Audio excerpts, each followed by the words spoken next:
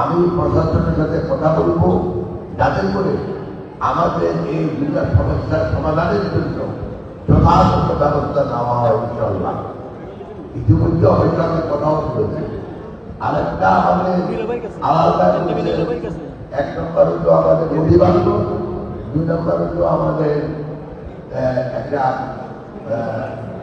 Hospital medical college. বাংলাদেশের প্রতিটি district একই দাবি করে।